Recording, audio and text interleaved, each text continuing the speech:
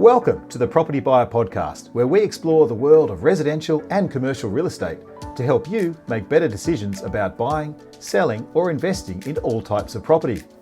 Join me, Rich Harvey, CEO of propertybuyer.com.au and multi-award-winning buyer's advocate. Our podcast features expert interviews, market trends and insights, and practical tips for navigating the complex world of Australian real estate. Whether you're a home buyer, a seasoned property investor, commercial buyer, developer, or simply curious about the property market, our podcast is for you.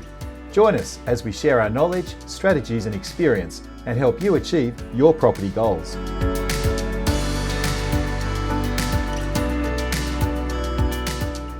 Well, welcome back to the Propertybuyer Podcast, the show where we unpack the insights, the strategies, and the stories to help you make smarter property decisions. Today, I'm joined by one of the Eastern Suburbs' most respected agents, Nick Pappas. He's the director at Agents & Co. With over 20 years in the industry and an outstanding track record in the prestige and lifestyle properties, Nick's got an intimate understanding of what drives demand, what drives value, buyer behaviour in this incredibly competitive market. In this episode, we're going to do a deep dive into the psychology of buying in Sydney's East, from what savvy buyers are doing differently to common mistakes and overlooked opportunities. Whether you're an investor, an upsizer, or simply curious about what it takes to succeed in one of the most tightly held markets, this is a podcast you don't want to miss. So let's get into it. Welcome to the podcast, Nick. Well, thanks, mate. Thanks for having me, and thank you for the intro. It's really nice. That's all right. It's nice to be talked about. Good about myself. That's the whole point of these podcasts, right? No, it's lovely. Thank you very much, Rich. Nick, we have a little tradition of our podcast where I'm going to throw you a thought of the week, and it's a bit of a philosophical one this week. Love it. And the quote is from Aristotle, who says, "There's only one way to avoid criticism: do nothing, say nothing, and be nothing." What do you take from that quote? Yeah, it's pretty good, right? It's like the old saying, 2 ears in one mouth, right? Use them in proportion. So listen. Yeah, that's it. I think, yeah, look, when you're looking at real estate and what I take from that quote, I think sometimes you've got to be careful how you act on things and when's the right time to act on things. So sometimes you do need to do nothing. Sometimes you need to sort of sit back and wait and know when to strike. So that's probably what I take of that at this point. Well, I think of those three monkeys, hear no evil, see no evil, speak no evil. Yeah, very true. But it's kind of like, look, the real estate game's a funny one, isn't it? Like, unfortunately, real estate agents get a bad rap in so many cases because people see them as arrogant or just in it for themselves. And, but people like yourself, Nick, I see you as a great quality agent, not just saying this to pump up your tires, but, thank you. But there's some agents that really have the interests of their vendors at heart. Just like we as buyers agents, we have the interests of our buyers at heart. So, we're just two professionals doing our job. But there are some people that, don't want to stand out from the crowd. They do nothing and therefore they go nowhere. I think that's also partly what this quote is saying. Yeah. Hey? Look, I think as an agent, it's a hard hat sometimes, isn't it, to wear as what we both do. But I think you're right. Your actions speak louder than your words. Correct. So for me, it's all about actions, not about words. Yeah. I think we live in a world today where people do like to talk things up a lot, and it's very easy for them to talk themselves up a lot. But the perception can be very different to what they actually do as far as action is concerned. Yeah, so, exactly. Yep, the fruit of the tree will show what the person is. What Fantastic. The person is correct. Yeah, great takeaway. That's really cool. Nick, I want to get into some market insights and buyer psychology. And my question to you is that you've seen, you've been in property, the game, for like at least 2 decades in the Eastern Suburbs. How do you describe the current state of the market compared to, say, the previous 1 or 2 property cycles? Look, I think we're in a very stable marketplace. I think we're in a safe marketplace, if I could be really honest. Now, a lot of people are sort of been worried about, market's gone down and there's been trends that have changed. I think the market's been very good, very vibrant. I don't think much has changed in the marketplace. I think the marketplace and the cycle that we just last went through was a very different cycle, one that we can't look back in history and say it's happened before. Like, we're talking COVID, we're talking lockdowns, people couldn't leave their houses, their states. They couldn't leave their LGAs, right? Like, we're talking about something that, it never mattered more about where you lived or how you lived, or it changed the way people thought about the way they live. You know, people thought, oh, I don't have to be too close to family because I can get on the M5 or I can get on a freeway and drive up or down and get to family. So, you know, that last property cycle that we went through, people started to look at property very differently. And I think people realized, okay, I want to live near family more than ever. I want to be in a certain location, or I want to, you know, more for lifestyle and things like that. Yeah. So, you know, what did it change? How do I find the property market? I think the property market has changed because people are thinking differently about the way they're wanting to buy or where they're wanting to live. You make a really good point there. If I just pick up on that, about people view property differently. See, before COVID, working from home was not such a great phenomenon. People were doing it to some extent, right? But COVID changed that whole idea of commuting, because people hate commuting now, right? Yeah, correct. And then people realized, gosh, if I'm locked away from my parents or my siblings or my kids and I can't see them because they're too far away, I want to move closer to them. So the home became a much more multifunctional, you know, hybrid type of place that serves so many more needs than just a place to sleep.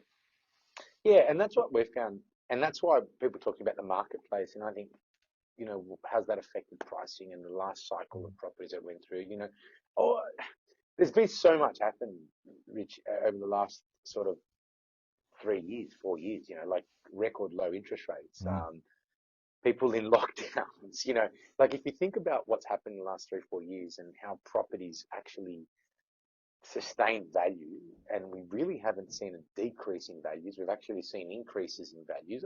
If we're talking Sydney metropolitan or Sydney East, or even, you know, what I mean is like Sydney, as in Western Sydney, all those, like, there's been no price drop, really. There's only been stabilization in the marketplaces around pricing. I think where we saw some prices coming back and sort of maybe having a slight drop has probably been more, you know, the sort of holiday destination, or that central coast or south coast market, rural markets that probably had a spike that they never thought they'd have during that time. But I think the market's safe. I think, you know, if you've got money at the moment, you'd be wanting to invest or buy real estate. And I only give the advice that I give myself. So, you know, I think if I had money today and I'm wanting to invest, I'd be buying bricks and mortar, land. They're not making more of it in Sydney. That's right. That's right. So, talking about the resilience of the market, what do you believe makes the Eastern Suburbs particularly one of the most resilient markets in Australia, and also equally, what are the risks that some buyers might overlook in the East? Look, I'd like to say there is no risk, because I think we're in a very lucrative marketplace, and I think we live in a suburb, or, you know, a region. If we're talking Eastern Suburbs, like if you're looking from the southeast to let's call it the deep east of, you know, Rose Bay and, you know, Dover Heights and all that. I think we live in an area that is surrounded by some of the best coastal beaches and, you know, harbours in the world, from parklands to national parks to golf courses to just good transport, great universities, great education, like, you know, schools. Transport system is very good. I actually can't see any negative or anything that a buyer would need to worry about buying into the Eastern Suburbs. I think it's very, we're very lucky. I know I'm very lucky to live and work in the Eastern Suburbs, just around what I've just discussed with you. So I think for me, it's a lifestyle thing that people are buying for in the Eastern Suburbs.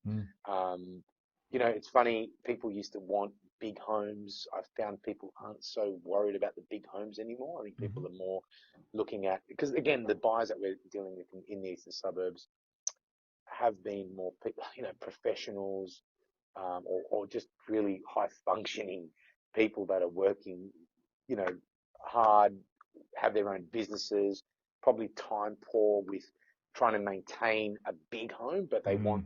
And when I say big home, like, you know, the big blocks of land, and I think they're more interested in the, you know, the nice home that has the nice functional living, to have entertaining, have people over. I've found the parking has become a very big thing for people in the Eastern Suburbs, because that is getting harder as we're becoming more populated. So parking's been a big thing that we're seeing Absolutely. with buyers. Yep. And basement, you see some homes that are selling with basements, or even some of the duplexes that are being built now with basements, like they're just selling a lot better, a lot more money, but not necessarily just money, but just even the time that they're on the market Yes. for. The days on market are less because there's more buyers for that. Of course. Yeah, that's right. Yeah. But, So but tell I me, think, yeah, go on. oh, sorry, I just want to say, I think what's kept the market quite stable in Sydney and Australia in general has been our banking system. I think our banking system have been very diligent on how they've lent money, regardless of people saying the cost of living and all that. I totally agree. But, I look back at the GFC when the banks were repossessing properties, taking properties, selling them as mortgagee sales. And that really hasn't happened at the moment. And that's because the banks have lent money very responsibly. So I really give a lot of credit to the banks, which a lot of people don't like the banks. I actually think they've done really well with how they've been responsible in lending and making sure that we don't see the market crash. Exactly. Really good point there. Yeah, really good point there. So what would be some sort of myths or misconceptions that buyers have when they're looking at the Eastern Suburbs for the first time? To some buyers that aren't local go, oh, it's just impossible to buy. It's just unaffordable. Or, I'd never live around Botany, or, Vaucluse is completely out of reach. What are some of the misconceptions you often hear? Look, I think it all depends on the buyer's attitude to where they're coming from if they're buying in the east. So like we get buyers coming from deeper east to the southeast. We get buyers that live in the southeast that want to go deeper east. It's just, it's all about value, right? Yeah. And it's funny, like, when you look at the demographics of Botany to Maroubra, which are practically neighbouring suburbs, the difference in the median value is, nearly $1 million of a home. But that's the difference, right? And then we're talking a neighbouring suburb. So, people come to me and say sometimes, look, I wouldn't live in Botany. And I'm like, well, why not? Like, like what's wrong with Botany? And it's all factories and, and I'm like, well, not really. That's all gone now. Like it's changed. And a lot of people don't know that because they haven't experienced that shift that's happened yet. Yeah. Look, I lived in Coogee myself for a long time and we moved over to Chifley. And I remember when we moved to Chifley, people said, "Oh, you're going to move to Chifley?" And I said, "Yeah." I said, "Look, I think Chifley's great. Big, we bought a home at the time. It was a 2-story home, swimming pool, garages, nearly 800 square meters of land. And that was 10 years ago. We bought that for 1.7 million. And at the time, everyone's like, Chifley, there's housing commission a bit further down and it's a bit far. And I'm like, look, I actually it's don't amazing like that negative perception, isn't there, of certain suburbs, right? Yeah. And look, 10 years later, I've knocked that house down. I built 2 big homes on there and, I've just sold one for 3.5 million. So have I made money? Yes. And that was a suburb where no one wanted to go. And there's a lot more people doing what I'm doing down there. And I also think too, people are priced out of certain suburbs. The neighboring suburbs become the next best thing. And then the next best suburb after, the suburb next to that becomes the next best thing. And I think the demographic of people that are moving into these areas, it's changing and it's becoming very beautiful. Exactly. I mean, a lot of people haven't heard of Chifley or Malabar or Matrimony, for example, the southern part of the Eastern Suburbs, which is, I've got to say, it's a little gold mine, right? You've got some I absolutely love gorgeous little beaches down there. Yeah. It's not as frantic as Coogee or Bondi, right? Yes, it's further from the city. It is closer to the airport, but it's not affected by aircraft noise, right? Significantly. It's not. There's actually no aircraft noise. You'll get more aircraft noise in Coogee than what you will in. Yeah, there you go. So it's just that the name of the northern part of the east is kind of more well known, isn't it? Well, I think it's the history too. You go back 20, 30 years ago, that was very heavy density housing commission, very heavy density. Probably more low cost housing, the social economics of the area were different. Do you know what I mean? But that's changed. It's changed, like all of Sydney has. So in my opinion, I think that's where people come in and say, oh, do I want? But then I get people coming there and realizing, wow, I didn't know this existed. Do you know what I mean? I didn't know this was here. They haven't experienced it yet. They haven't been there yet to understand it. And that's what I'm seeing, the big shift happening at the moment. Excellent. I want to ask you about buyer behaviour, particularly in the prestige suburbs like Vaucluse, Double Bay, Rose Bay, Bronte, for example. How has buyer behaviour changed since COVID, do you think? It's interesting. Again, I think it comes back to people understanding what necessities and amenities they really need in life. Like it's made people really understand what they really want and need as far as not just what's in the house, but what's around the house, like what amenities, what, if something did happen, how close could they be to where they need to be for family or, education or hospitals, it's been very interesting. Like we've got a place in Bronte that we're selling at the moment. It's quite a luxury duplex. It's very stunning. Probably one of the nicest properties I've seen built. Which I will give a plug to these guys there. They're called micro developments. These guys are just amazing at what they do. And it's interesting. The buyers that have come through that property have both been downsizers to buy it. It's a 3-level duplex with lifts and parking and really, really well designed. And it's interesting. The people that have come to that property, some people have said, we don't like, they've faulted the location. Others have loved the location because it's that village lifestyle. So for some people that are looking for that beach lifestyle, this is a bit further back from the beach, but what people have fallen in love with is the village lifestyle. They can walk to, the local church. They can walk down to the shops. They can walk down to, get the bus to go into Bondi or walk over to Waverley. And it's just like, Nick, we just want that life that we don't have to drive our car. We can just literally walk out and go for a walk and get what we need, do what we need to do, have a coffee with a friend if we don't want them over our house.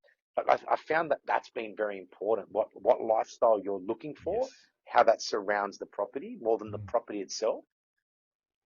That's great. Yeah, excellent. Nick, buying in the East is pretty competitive, right? So what do smart buyers do to crack into the market? What can they do to get ahead? Mate, without plugging you guys, I think, honestly, if I was a buyer in Eastern Suburbs right now, looking at the demographic of people, depending on the price point, I'd be telling a buyer, and I tell buyers this all the time, employ a buyer's agent. Like I would definitely say. What's the main advantage of doing that? Well, I'll tell you what the main advantage is, right? Like I get people ringing me up, Nick, let me know if you've got anything off market, let me know. And I've got a database of off market properties, which I have on hand. And, I know people who are selling, and if I can match the right people, I'll match them. Yeah. But buyer's agents are doing that with, let's say 500 agents, and they've got 500 agents that are giving them all these off market properties or, insight to something that might be coming on the market. And I think what makes it hard in the Eastern Suburbs is the lack of stock that's on the market. Yeah. So if I was a buyer today and I look at the investment that I'm giving to a buyer's agent, it might be just my sanity that I'm getting back. And, what's that worth? Do you know what I mean? There's another S word. It's your Saturdays as well. Well, Saturdays, yeah, that too. And especially if you've got kids and a family and you're trying to get around to sport and tutoring and all those types of things that families need to do on a weekend. I think that, but I think, the value add is that you're getting into more properties. Some people say, Nick, but I've got to spend money and, I'm not going to save it. It's not about saving money. I think when you're buying your home to live in or you're buying an investment property, like that's a big outlay. Like that's a big investment that you're making. We really appreciate you tuning in to the Propertybuyer Podcast, and I hope that you're finding our expert interviews helpful. So that we can keep providing this information and growing our audience, we rely on word-of-mouth recommendations. If you found this information useful, could I please ask you to share this podcast with your friends, family and colleagues and ask them to subscribe to the Propertybuyer Podcast. It would be a big help and we'd be very grateful for your support. Thanks once again for sharing the links. And now, let's get back to the podcast.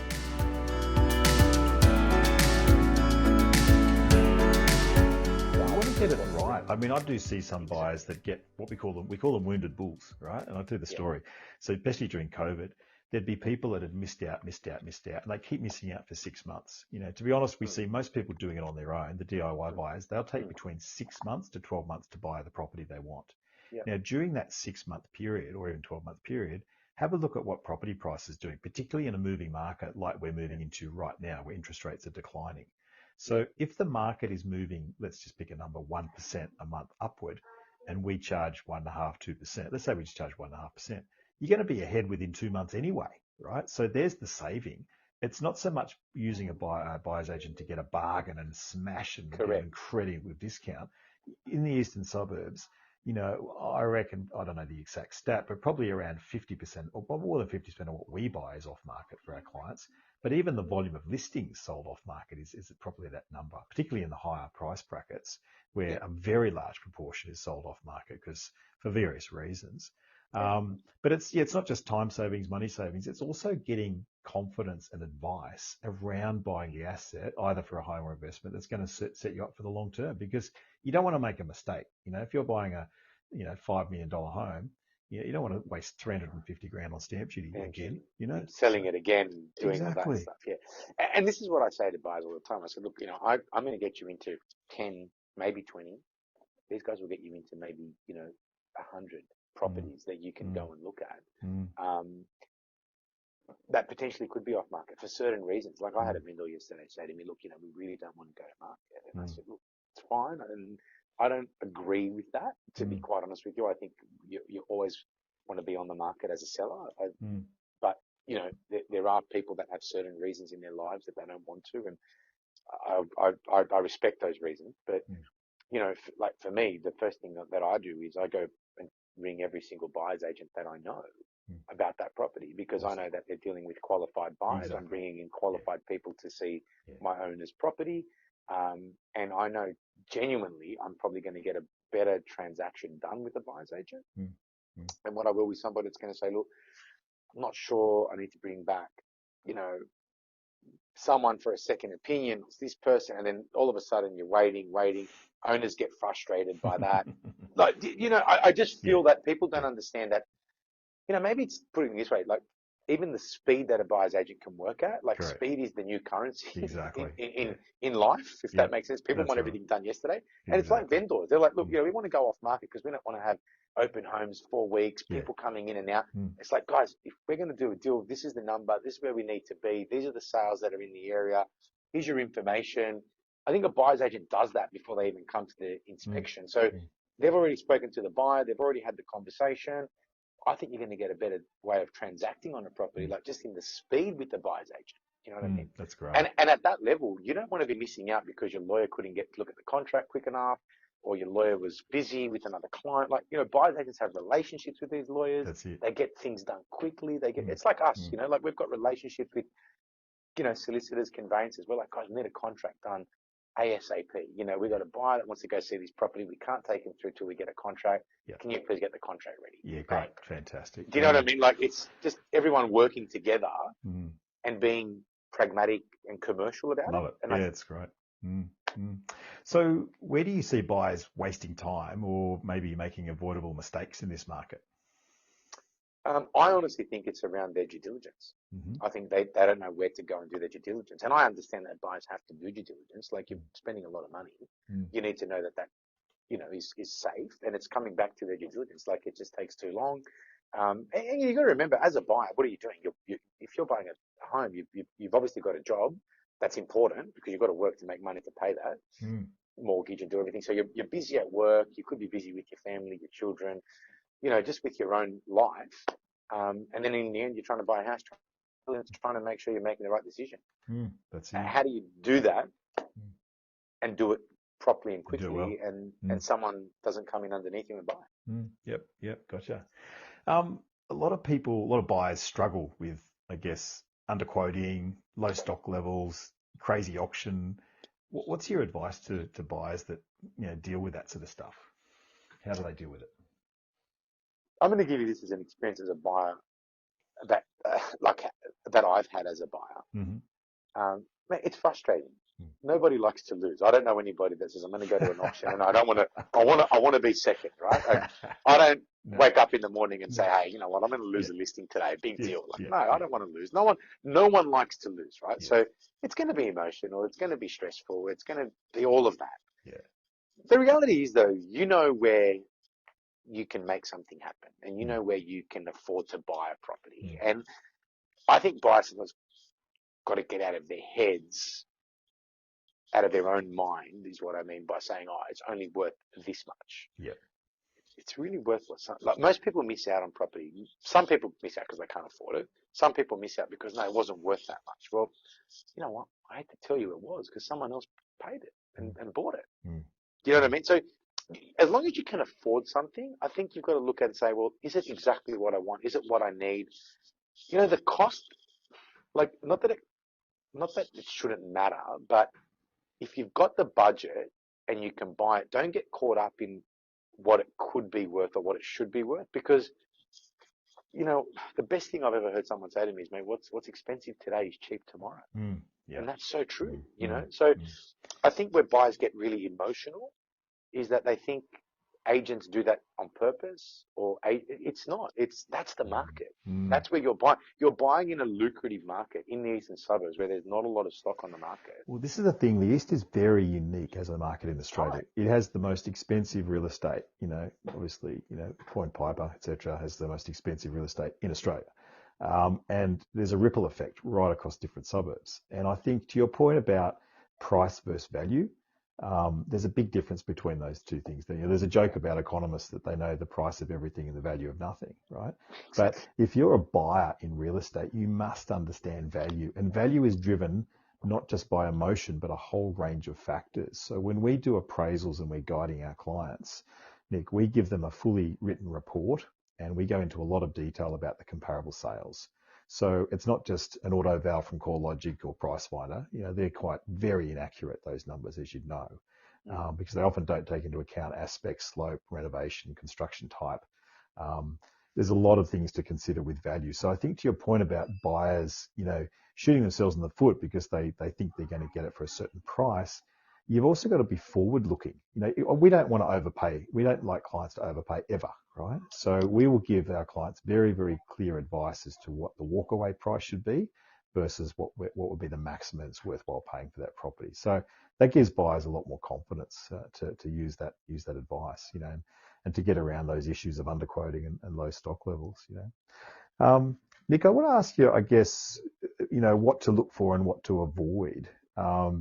Are there any sort of key property features or indicators that you look for that'll tell you a home that'll whether you should hold it and whether it's going to grow in value in the East? What are the sort of primary features of value that you look for the investors, say? All my local competitors and agents that are in the market listening to this are going to hate me for saying this. But if I can hold everything that I own, I would never sell it, because you can't lose. You can't go backwards. Yeah. So the reality is, I always tell people, guys, you can hold it, but don't sell. There's no need for you to sell. So why are you selling? So my opinion on that is, like, you're buying into real estate. That's just amazing. If you can hold it, hold it. But look at, if you have to sell and you're worried, I'm going to sell, and what the costs involved are, think about why you're selling. Think about what you're going to do with that, and where you're going with it. You know what I mean? I think it's all about the reason. Does that make sense? Yeah, totally. Yeah. I guess on the flip side, are there any red flags, or any places or property types and suburbs or particular streets you wouldn't buy, where you think, gosh, that's just a place you should avoid? No, I never think like that, because I think all real estate's got a value to it in that respect. So it doesn't matter how good or bad the location is. It's all about value. Like, if you're buying it at the right price, it doesn't really matter, and it just depends why you're buying it. Well, I mean, Maroubra used to have, or still does, obviously, a lot of housing comp in certain streets. So how does that impact value, do you think? Are people aware of where social housing is? Yeah. I think it impacts more buyers that are local. I think buyers coming out of the area, though, don't seem to find it a problem at all. Doesn't worry them. Yeah. Yeah. I think because, where the housing commission is in Maroubra, it's more South Maroubra. And that's, like, we're talking right near, less than a kilometre to the beach. So I think when you look at the price difference, it's about, if I want to live near the beach in that proximity and I want to have that lifestyle, that's what you got. I'm paying a lot less to be here, and I'm happy to live with it. And I think too, like, housing commission, it's a bit stereotyped. Like, people used to think, oh, housing commission, they're bad people, or I think it was like that then, but I think the world's changed a bit too, in the sense of who's living in housing commission and who's there. Does that make sense as well? Yeah, totally. There's going to be good and bad people everywhere, right? Yeah. That's it. Yeah, cool. Talk to me about school zones too, Nick. Like, how important are school zones in driving demand? Do you find, younger families that, want their kids to be, going to Scott's or Kambala or any of the other prestigious schools. Is that a big driver for picking a property location? Yeah, I think people look at that. Just to point out there, I hate school zones. I always get booked in them. So yes, they're very bad. I'm always doing like 48 kilometres in a 40 zone. I know, they're just terrible. You've got to be so careful. And I'm not speeding, but like, why is this guy slowing down in front of me? Oh, it's a school zone. Whoops, yeah. So I hate school zones. Yeah, but that aside, what I will say is this. Look, I do think schools are important for certain people, and depending on the family, depending on what they're doing, look, schools were important for my wife and I when we were looking to buy a home. Yeah. And we wanted our kids to be at a certain school. We wanted it to be within a certain proximity. We wanted it to be easy for my wife to take the kids to school because I get to work early. Yeah. So there's all these different things. So I think all of that's very important. Schools are very important. Yeah. We often find that people will pay, a premium for properties in a certain catchment, just 100%. Because they want their kids. They've got it might be a family thing, that heritage thing, that all their grandparents went there and they've just got to be there, or a particular Jewish school with their religion, they want to be there. So there's all sorts of factors, but I think it's definitely an important thing, I think it's very important. I think schooling is very important for families, and we find it to be something that people, depending on culturals as well, like cultural thing, 100%. Yeah. I want to ask you about investors and downsizers. So just putting on an investor hat for the moment, are there any particular types of properties you think are performing best for the investor in the East? And is there anything you should be avoiding? Like what do you think is going to get the best upside for the investor? Is it apartments? Is it duplexes? Is it freestanding houses, terraces? What do you think is going to be a good performer? I think it all depends on the investment and your budget. Like, what's the purpose of your investment? Are you looking at a yield? Are you looking at a capital growth? Is it a hold and buy? Is it something that you're going to hold for 5 years and then sell? Like, at the moment, I'm looking for an investment property myself, and my budget probably allows me to only look at an apartment in where I want to be looking to buy. And to be fair, I've actually, been talking to a buyer's agent about that as well. And I think for me, it's a long-term hold. I want to buy it and just leave it there for my children. Great. So for me, it's more about, returns pretty important. And I'm also looking at, because I'm going to be holding it long-term, looking at an apartment. I really want to look at the strata, what it's like, what it's been managed like, because I don't want to be getting special levies or high strata levies over the years, where it's going to impact my capital growth. I also look at what's going on around that area. Are there going to be more apartments built in that area over the next 10, 20 years? And is it going to impact the value of this property? Yeah. So, there's a lot of things I think you need to look at as an investor, depending on what you're trying to create out of the investment. You raise a really good point, Nick. I'll just jump in there if I may. And that is, take a step back. I say to any prospective client that's using our services, let's do a strategy around what it is the outcome you want from this investment. Yeah. So many people just jump onto realestate.com, start searching, say you got $1 million budget. What can I get for $1 million? And there'll be 50 suburbs that'll pop up, and there's like hundreds of property types. But they haven't thought, okay, is this primarily a capital growth play? Is this more a balanced yield play? What am I trying to achieve from this investment? So I think it's really important for investors to go, what sort of strategy am I dealing with first? Second point I just want to make is, you mentioned about apartments. A lot of people used to think apartments didn't have enough land content, right? And therefore they're going to be inferior as an investment over time. I've actually crunched the numbers. Over the last 25 years, Nick, houses in Brisbane, Sydney and Melbourne have risen on average between 7.5% to 8% per annum for capital growth. And apartments have done between 5 to 5.5%.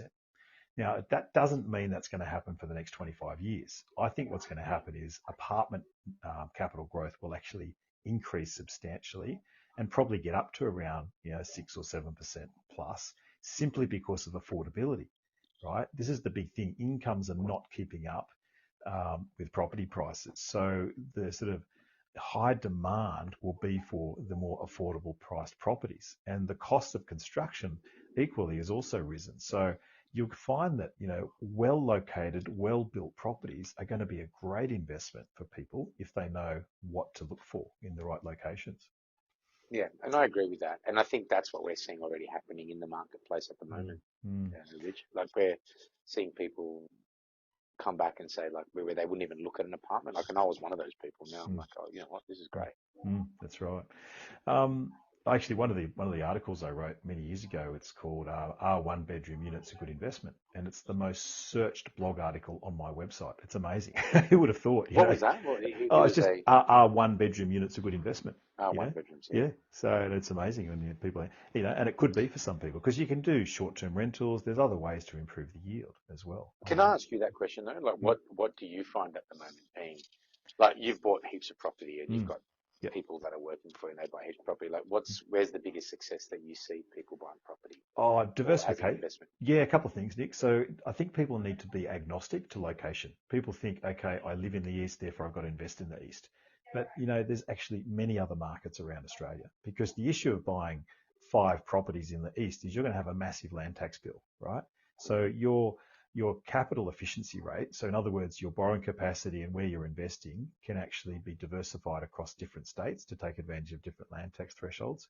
So an example is a good place to buy at the moment is Brisbane, and also Melbourne and also Newcastle. Like there's multiple places. Why are they good at? So a couple of reasons. Sorry for all the questions. No, I love it. It's a really good discussion. So one reason I love Brisbane is because it's got significant interstate migration. So the biggest influx of people moving around Australia is into southeast Queensland. So Gold Coast, Sunny Coast and Brisbane itself. So we've got a net outflow from Sydney and Melbourne, especially of younger people because of affordability.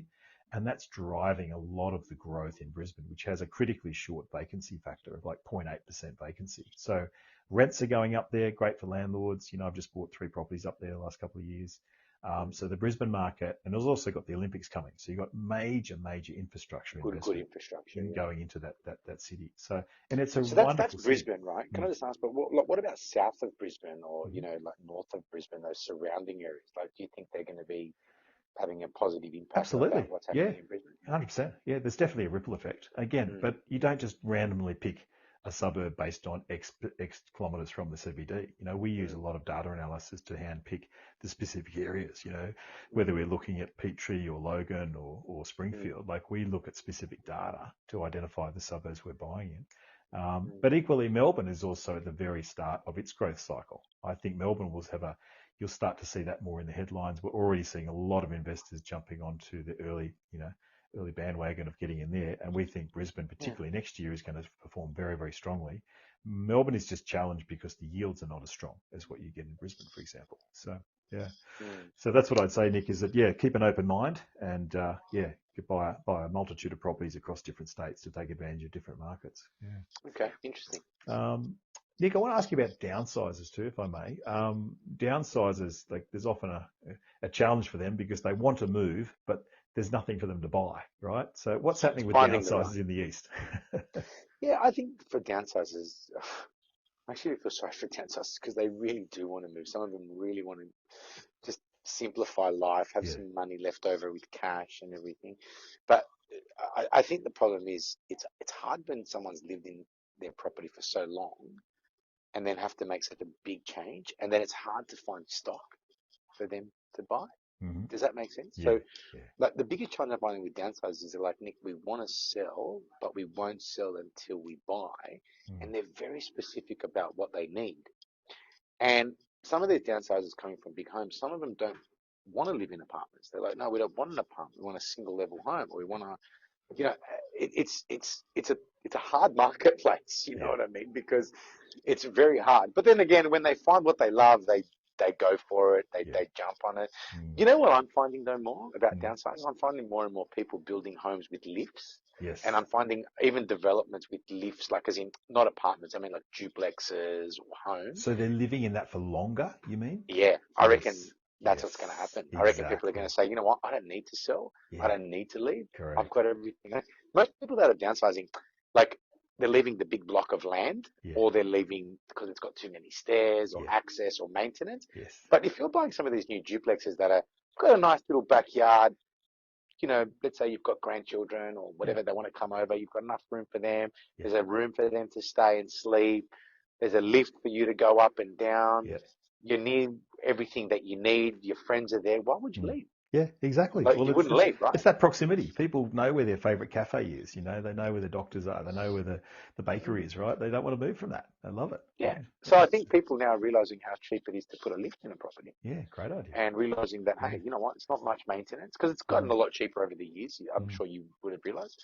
I think people wanting like building homes or buying homes with lifts, mm, downsizers are loving them. They're like, this is great. Like we mm, didn't, we can live here till the day we die, or mm, we mm, have to move into a retirement or mm, nursing home. But I think there's a big opportunity for developers, right, to build high quality downsizer stock because, And that's you know, 100%. and I'm seeing that now. Like, you know, we do source sites for quite a few developers, and they're always Mm. asking, you know, Rich, can you find me a site where I can build 6 luxury full floor apartments or Apartments, townhouses, you know, whatever. yeah. So that's certainly a factor. So, Nick, I want to ask you some personal questions, if I may. So, Yeah. you've obviously done quite a number of, you know, high value transactions and that sort of thing. But is there a particularly memorable transaction that stands out and might have sort of and shares a big lesson about buying in the East that you can share? Oh, mate, it's hard to say, isn't it? Like, there's so many good transactions and memorable ones that Mm, I've been able to be part of. Um, Look, for me, I'm a bit of an empathetic person, so for me, the most memorable would be how we've managed to get someone to just get into what they need and be happy, yeah. if that makes sense. Mm-hmm. So Yeah. for me, it's probably one that I'm about to today, which I can't disclose much on, but Mm, this is a lady that recently, lost her husband. They had a great relationship. They had this beautiful house, and mm, they had the most amazing life. And he got really unwell really mm, quickly, and unfortunately passed away. And mm, I've been helping her look to buy a property, and we mm. finally found something for her. And the Wonderful. biggest thing Yeah. for her was Yeah. the hardest part for her was moving out of that property and Yes. making All those memories she's leaving behind. memories. Yeah. But Yeah. it was also something that her and her husband discussed before he got unwell. Mm, mm, So I think for her, it was more like, you know what, like I need to do this for him and mm, for us because this is what we plan to do. And mm. for me, like helping her find that and getting her to maybe feel good about it all and Nice. just seeing her smile That's was lovely. really You're helping beautiful them for on me. their next life stage. Wonderful, Does Nick. that make it Yeah. like that? That's the That's start. memorable. That's And lovely. it's not my biggest sale, but Yeah. to me, like I look at life and say, oh, But that speaks to that's awesome. your sense of job satisfaction. Like Yeah. you're not so much driven by, to me that tells me you're not driven by the dollar, but you're driven by helping people achieve their goals. That's wonderful. Look, I Yeah. get paid Yeah. for what I do, and Yeah. without a doubt, that's a byproduct of what I do, right? Yeah. But Yeah. one thing that I learned through listening to, Mm, um, a podcast with Mark Burris, and at the time he was talking to Kerry Packer, and I think Kerry Packer said to him, "Why should I buy Wizard Home Loans?" yeah. And he Yeah. said, "If you tell me because of loans," yeah, he goes, "You're an idiot." He goes, "I won't buy it." He goes, "So think about your answer." Yeah. And it was in Mark Burris's book, and Yeah. Kerry Packer said, "Mate, you're in the business of people." Yeah. And I'm in the business of people, not the business of houses Mm, or how much commission I'll charge. that's I right. think that's a Yeah. byproduct of my job, Yeah. but Yeah. I'm here to help people create what they need. That's great. Yeah. Great. Tell me about your approach to negotiation over your career, particularly when emotions are pretty high and competition's fierce. How do you manage the negotiation process with your buyers and your vendors? Look, I usually lock the buyers in a room, close the door. Get an auctioneer and No, say, "Bring the hammer down," right? Yeah. yeah, come on, Yeah. mate, you're going to Yeah. pay it, right? No, Yeah. look, I think it's all about understanding where both parties are coming from. Yeah. Again, I've got a negotiation today, which is a very hard negotiation. It's Mm. been very difficult for the vendors. They're at a major loss. Yeah. The purchase is at a major loss as well because Mm. was told by an agent their property is probably worth $8 million and they ended up selling it for 5.65, which is Yeah. very sad. Yeah. So she had a different expectation when she started the negotiation with me, Right. and now all of a sudden, it's just been difficult, right? So Mm.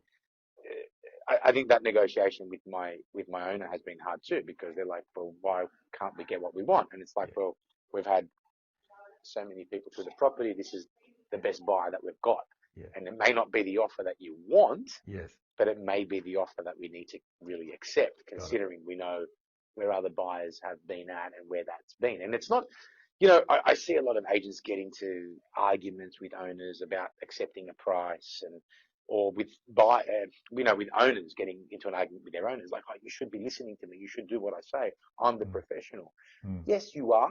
And yes, you are the professional. Yes, you do know what you're talking about. I'm sure every agent probably knows, and, they've got a lot of data, but maybe ask them why they can't accept it and work on that solution. Do you know what I mean?